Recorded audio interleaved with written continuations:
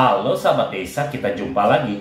Kali ini kita akan membahas terkait beberapa hal yang terbaru untuk kewajiban, hak, dan kewenangan kepala desa ketika adanya perubahan undang-undang tentang desa. Namun sebelum lanjut videonya, alangkah baiknya kamu klik subscribe dulu sekaligus dengan like-nya. Dan jika dirasa video ini bermanfaat, silakan share lewat media sosial kamu. Juga tonton videonya sampai habis.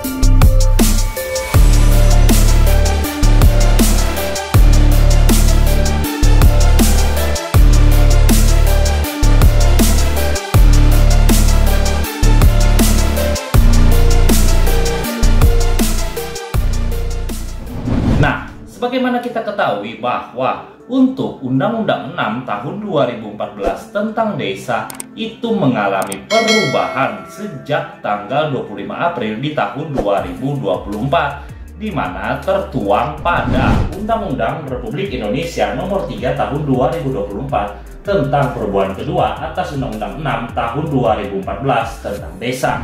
Dan jika kita melihat apa yang diamanatkan pada pasal 26 yang mengatur terkait kewenangan, hak, dan kewajiban kepala desa, ada yang terbaru di Undang-Undang 3 tahun 2024 yang kita lihat tadi. Dan kita akan membahasnya satu persatu. Yang pertama, untuk kewenangan kepala desa ada mengalami perubahan, di mana ada disampaikan pada pasal 26 ayat 2 di huruf B itu. Di sini ada perubahan kewenangan kepala desa. Yang dulunya kepala desa itu mengangkat dan memberhentikan perangkat desa, namun perubahannya yaitu di mana kepala desa hanya berwenang mengusulkan pengangkatan dan pemberhentian perangkat desa kepada bupati atau wali kota, yang mana mekanismenya untuk pengangkatan dan pemberhentian perangkat desa itu sudah pernah dibuatkan videonya dan bisa kamu lihat di link yang sudah ada di deskripsi di bawah. Berikutnya, beberapa hal yang terbaru dalam Undang-Undang 3 tahun 2024 untuk kepala desa, yaitu berupa haknya, di mana masih di pasal 26, namun pada ayat 3-nya di sini ada yang terbaru, yaitu di mana kepala desa berhak menerima penghasilan tetap setiap bulan, tunjangan, dan penerima lainnya yang sah, serta mendapat jaminan sosial di bidang kesehatan dan ketenaga kerjaan. Nah, perbedaannya di sini adalah di mana dulunya kepala desa hanya berhak menerima jaminan sosial kesehatan, namun dengan adanya revisi dari Undang-Undang Desa yang tertuang pada Undang-Undang 3 tahun 2024, maka kepala desa juga berhak mendapat jaminan sosial yaitu ketenaga kerjaan. Dan berikutnya, hak yang terbaru milik kepala desa masih di pasal 26 ayat 3 dan ada disampaikan pada huruf D-nya. Di sini dikatakan bahwa kepala desa berhak mendapat tunjangan purna tugas 1 kali di akhir masa jabatan sesuai kemampuan keuangan desa yang diatur dalam peraturan pemerintah. Yang mana nanti kita akan menunggu peraturan pemerintahnya yang mengatur terkait tunjangan purna tugas yang menjadi hak kepala desa berdasarkan Undang-Undang 3 tahun 2024. Dan jika kita melihat hak yang terbaru milik kepala desa itu juga ada disampaikan di pasal 26 ayat 3 di huruf E-nya, yaitu mendapatkan perlindungan hukum atas kebijakan yang dilaksanakan. Nah, terkait mendapat perlindungan hukum ini ada dijelaskan pada lampiran Undang-Undang 3 tahun 2024. Maksudnya seperti apa?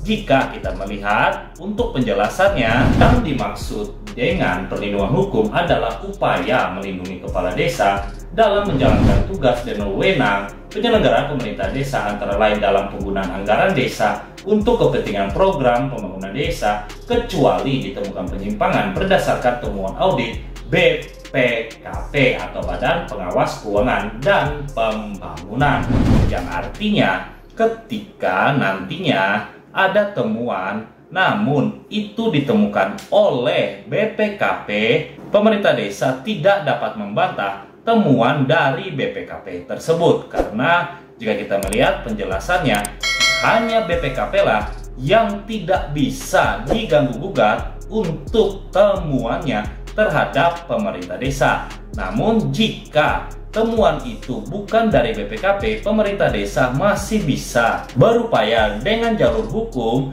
sebagaimana hak dari kepala desa yang terdapat di Undang-Undang 3 tahun 2024 untuk mendapatkan perlindungan hukum dalam menjalankan pemerintahan desanya. Jadi, hanya temuan BPKP lah yang tidak bisa dibantah oleh pemerintah desa jika kita melihat apa yang diamanatkan di Undang-Undang 3 tahun 2024 tadi. Berikutnya, untuk kewajiban kepala desa itu juga ada yang terbaru, masih disampaikan di pasal 26 namun di ayat 4-nya, di mana kita di sini akan membahas salah satunya saja. Dan di sini ada tambahan kewajiban kepala desa mulai dari huruf G dan seterusnya. Dan di huruf G ini ada dikatakan kewajiban kepala desa yaitu mengundurkan diri sebagai kepala desa apabila mencalonkan diri sebagai anggota lembaga perwakilan rakyat, kepala daerah atau jabatan politik lain sejak ditetapkan sebagai calon peserta pemilihan yang dinyatakan secara tertulis dan tidak dapat ditarik kembali. Yang artinya ketika kepala desa itu sudah mengundurkan diri dan berproses, namun dalam prosesnya untuk pemilihan itu sudah dilaksanakan dan SK pemberhentian itu belum juga keluar sebagai kepala desa, dan ternyata kepala desa yang mencalonkan diri tersebut, baik itu kepala daerah dan sebagainya yang kita lihat tadi, itu kalah dalam pertarungannya, maka pengunduran dirinya tidak dapat dibatalkan, sehingga nantinya menang kalah dalam hal kepala desa ikut dalam kontestasi politik, nantinya kepala desa tersebut tetap akan diberhentikan ketika dia ditetapkan sebagai calon dalam pemilihan kontestasi politik tersebut, baik itu pilkada dan sebagainya. Dan untuk kewajiban yang lainnya itu bisa kamu lihat di Undang-Undang 3 tahun 2024 di pasal 26 ayat 4 mulai dari huruf G sampai huruf Q, yang mana kewajiban kepala desa itu sebelumnya tidak ada dan di Undang-Undang 3 tahun 2024 menjadi ada.